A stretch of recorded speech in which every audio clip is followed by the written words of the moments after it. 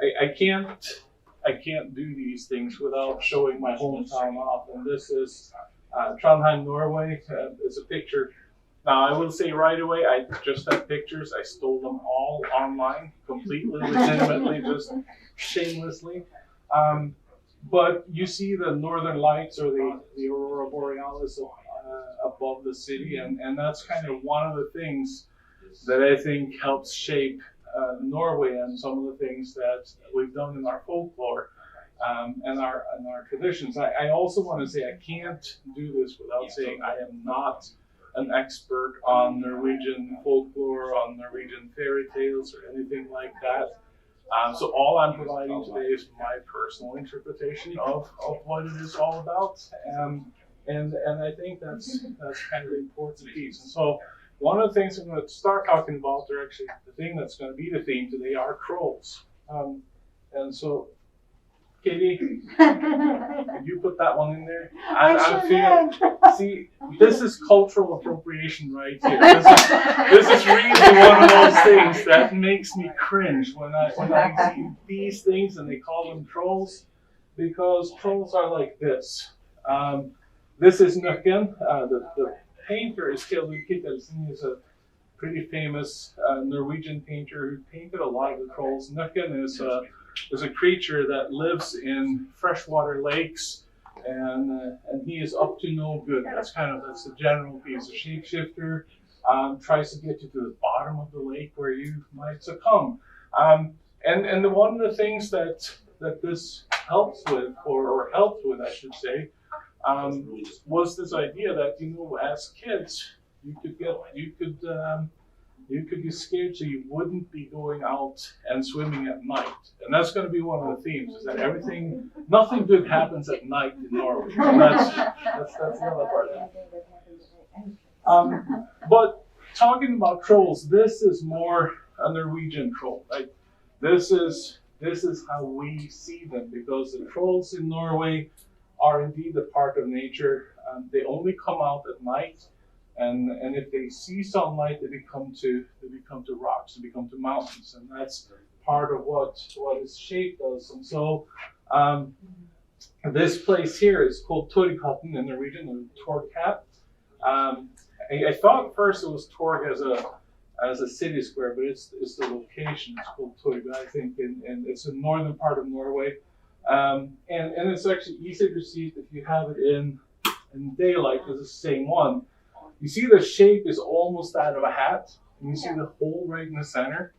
That hole right in the center is there because, so there's a legend about this mountain and the other mountains that are around, and so I got to go through, and I had to do cheat sheets, and as I did cheat sheets, I figured out that, as with any kind of folklore, depends on who you listen to, what exactly happened. But what's undisputed is that there was one troll that chased after another, who had also ran away with her 7 sisters. So the way the whole thing started is that we had 2 big trolls in the northern part of Norway. They were Vågakarlen and they were Suliskongen. And both of them had kids. It's the only thing they agreed on, because other than that, they were fighting over who had the best kingdom or had the best region that they were in charge of. Vågakarlen had a son, Hastmann, which directly translated means the horseman. And then Suliskongen, the king of Sulis is what that means, had 8 daughters. One was Lekamøya, and the other one is just collectively known as the 7 sisters, and we'll see that in a second. Anyway, the 8 daughters decided that, well, they were not allowed to go swimming, not so much because of Nøkken that we saw, because this is ocean, this is salt waters in fjord areas of Norway, right? But like I said, nothing good happens at night, and even though the trolls could go outside at night without having to worry about sunlight, anything like that, they were banned, or they were not allowed to. So they snuck out. These girls, the 8 girls, snuck out to go swimming. And as they snuck out, Hastmann, the horseman, came and he saw them, and he saw that one of them Lekamea was really, she was exactly what he was looking for. And there was no stopping him. So he charged after them, really after her, but all of them obviously got spooked and started running. The 7 sisters, they fell off fairly soon. They were kind of dumb. We'll take a look at them in a second. But he wasn't interested in them, so he kept chasing Lekamea all the way until he got close to where this is. He realized he wasn't going to be able to catch her. The sun was about to come up, and so he took his bow and arrow, and he kind of strung up the bow and kind of fired the arrow at Lekamea. Luckily, Semnakongen, another king, another troll king, go figure, we have a lot of them, right? Threw his hat to protect Lekamea. And that hat is this hat right here, pierced by the arrow, and as it landed, sun came up. And so we have the Toykoppen, that's there as a formation. All the other things that I talked about, Vågakollen, Surdiskongen, Hestman, and Semnakongen, they're all mountains as well. But then you also have the 7 sisters. And here they are, all 7 of them. And Theodor Kittelsen, who I just showed you the picture that he painted of Nøkken, he decided he was going to kind of do an artistic representation of them. So this is how all 7 of them are. And so you have your twins in the center. So if I go back for a second, you see the twins right here, and then the rest of them are really fitting in with those, with that story, with those sisters. And really, that's what a lot of things are about when it comes to trolls in Norway. It's not cute, not at all cute, I should say. It's anything but. So they show up, and they show up in a lot of fairy tales. I know all of you know at least one of them, and that's the 3 Billy Goats Gruff. That is a Norwegian fairy tale. Norway had. So in Germany, you have the brothers Grimm, right? They collected fairy tales. Now, they didn't really do too much. They just had people send them to them, from what I'm understanding. They didn't necessarily travel. In Norway, we had 2 guys, Asbjørnsen and Mo. They decided in the 1800s, you got the romanticism was happening. Everyone was all about, we got to find out what's really ours. And in Norway, that was these stories. So they traveled the country to collect them, and those collections are well worth reading. They are really fascinating stories about trolls, and they're a little, they go a little bit far sometimes. They're somewhat violent, and not always the friendliest, but what's fairly common is that the trolls tend to be not the brightest. They're somewhat dim, and they have bad eyesight. And so when I was introduced to trolls or to fairy tales in Norway, this is from a movie, an animated movie that was made in the late 60s. There's a Norwegian animator named Ivo Caprino who made a lot of the fairy tales into animated movies, and this is from one of my early favorites. It's Askeladden, or the Ash Lad, who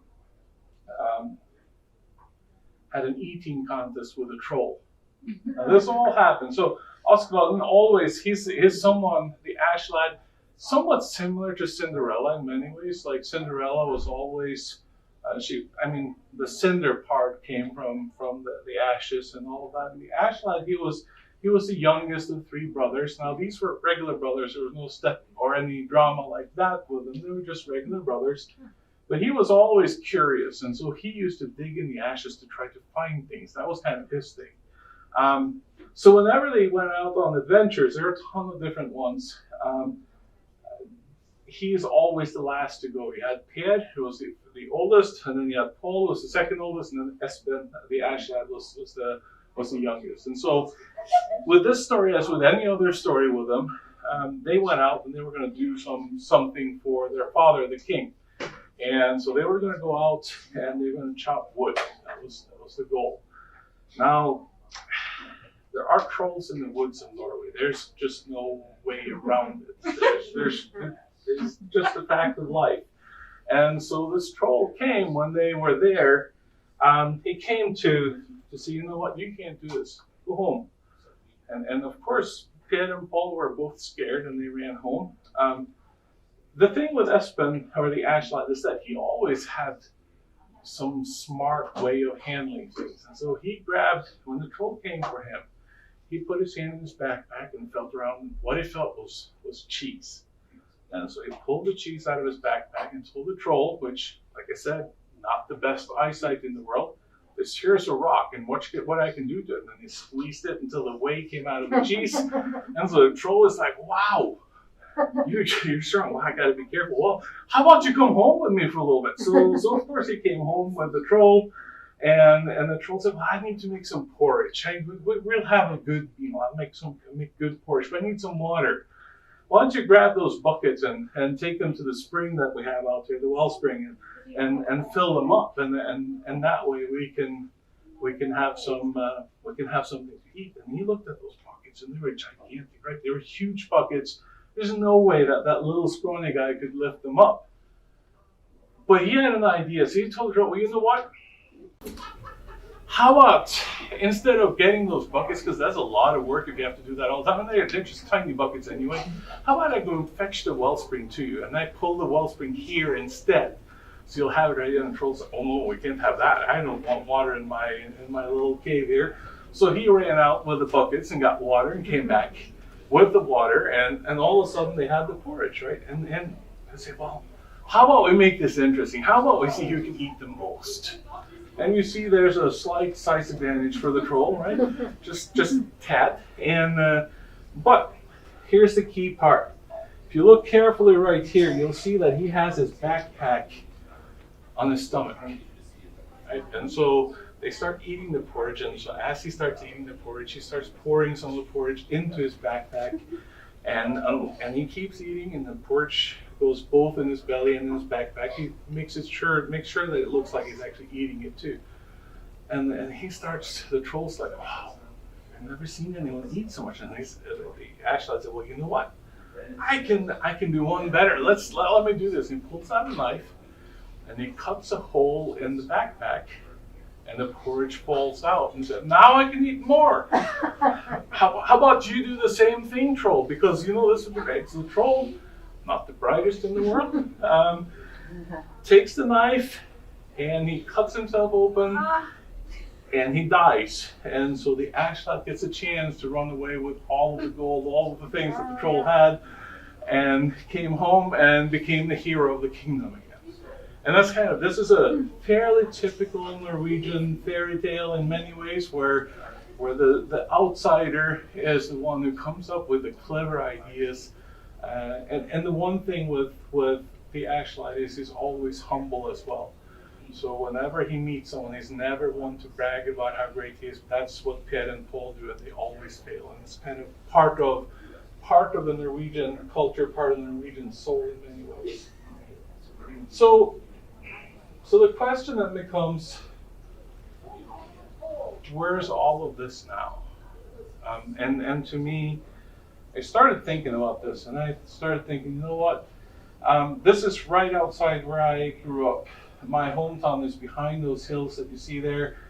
Actually, my parents live right up here now. That's right where I lived the second half of my youth. We moved further out from the city. This road would take me to my grandma's house, although I'm showing it the other way, but I didn't have to say that because you wouldn't know any better anyway. But one of the things that you can see is that where I grew up, there isn't a ton of tall mountains. Like, this is not really high. This is more hilly side, but it's all granite, right? So there's so much rock. And so for this road that goes out to my grandma's house, there's not much room on the side, and there's not much room on the other side either, because you have to carve it out and in the side of the hills, more than mountains, but you always see that rock. You always see the rock faces coming. And then there's this one spot on the way out to my grandma's house. It's a tunnel. It's not a long tunnel. It's not a scary tunnel. You blink and you miss it, right?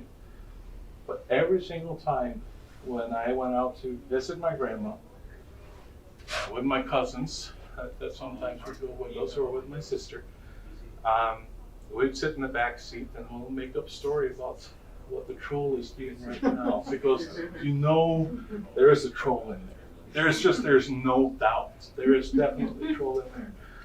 And so we used to drive through, and I swear to you, I could smell the pancakes it was cooking for breakfast. I know those things happen. There was bacon, there was a lot of stuff in the air, and the trolls were they were active. This troll had kids, and you know, trolls also, they have to have kids too. And so sometimes the trolls might very well have tried to put their kids to bed. And that brings me to one of my favorite memories as a kid, one that I try to carry on to my kids as well, and that is the Troll Mom's Lullaby. And it's not very long, and you'll have to apologize or you have to excuse my voice, but it goes something like, it's a lot easier when you sing to your kids when they're little, because they're not critical at all, right? Now I'm like, this is an audience, this is scarier, but it goes something like this. Når trollmor har lagt sine 11 små troll og bundet dem fast I svansen, da synger hun søtt for de 11 små troll, de vakreste ord hun kjenner. Oi, ai, ai, ai, poff. Oi, ai, ai, ai, poff. Oi, ai, ai, ai, poff. Poff, poff. Ha! Poff. Oi, ai, ai, ai, poff. Sorry about that. I messed that one up. But, so the song goes, when the troll mom is putting her 11 kids to bed, she's tied them up with their tails. She sings the sweetest word she knows, and that's where "Oi, ai, ai, poff" comes. It doesn't mean anything in Norwegian either, but that is the song. And I think that's what I have. It's shorter than I should have been. That's wonderful. But I want to take you all the way back to my hometown again, and then see Norway by night. So that's part of what we do. All right, yay!